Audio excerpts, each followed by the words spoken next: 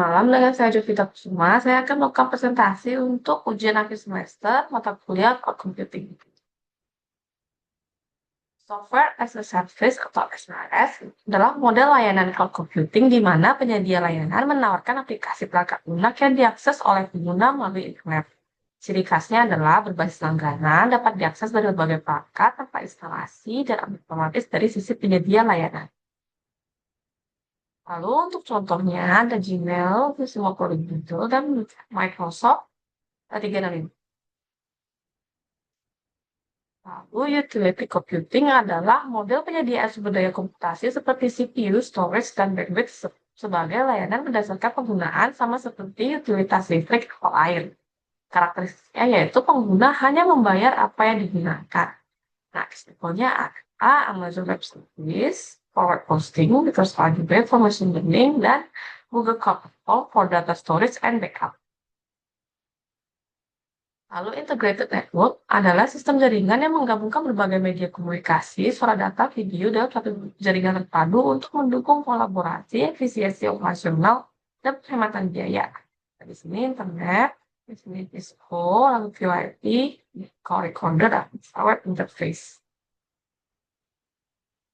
Lalu hybrid cloud computing adalah kombinasi dari public cloud dan private cloud yang saling terintegrasi dan memungkinkan transfer data serta workload secara fleksibel antara keduanya.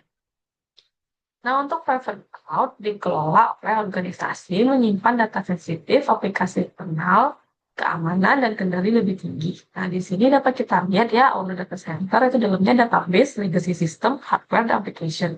Di sini dapat boundary perimeter. Nah, untuk user yang mengakses cloud itu harus berdasarkan dari perimeter yang ditetapkan.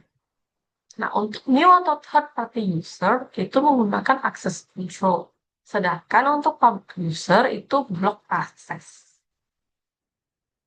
Lalu public cloud disediakan oleh pihak ketiga, misalnya AWS, Azure, dan GCP. Biaya rendah, skalabilitas tinggi. Nah, di sini public cloud, application server database, itu pay as you go nih, dapat digunakan pada vehicle e-commerce, hotel booking website, atau text website. Lalu integration layer itu berupa API gateway, CDN, middleware mengatur pertukaran data antar cloud. Ini dapat dilihat multi-cloud integration layer terdiri dari connectivity, service discovery, user and policy control, dan security. Lalu management platform itu adalah alat monitoring dan orkestrasi lintas cloud. Nanti cloud management ini mencakup provisioning, automation and orchestration, service request management, governance and policy, monitoring and metering, multi-cloud brokering, cost transparency and optimization, capacity and resource optimization, cloud migration and DR, service level management, security and identity, continuous configuration automation. Lalu terakhir ada hybrid cloud architecture. Kelebihan dari hybrid cloud adalah fleksibel, data sensitive private, sisanya di public, hemat biaya, cocok untuk backup dan disaster recovery. Dan di sini dapat kita lihat router, firewall, switch, dan option, server, web balancer, ERP system. Nah, di sini remote user juga dapat atau koreksi di sini lalu internet, lalu juga dapat menerima employee juga bisa, enterprise lines. Nah, di sini juga terhubung secara terbatas ya pada public cloud. Jadi dapat di third party system juga dapat terintegrasi.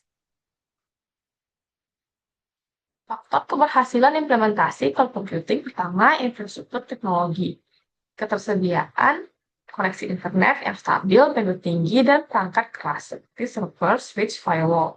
Keamanan dan privasi, pelindungan data melalui enkripsi, autentikasi, dan otorisasi. Manajemen biaya, manajemen penggunaan layanan yang efisien, sumber daya alam, pelatihan berkelanjutan untuk penggunaan platform cloud.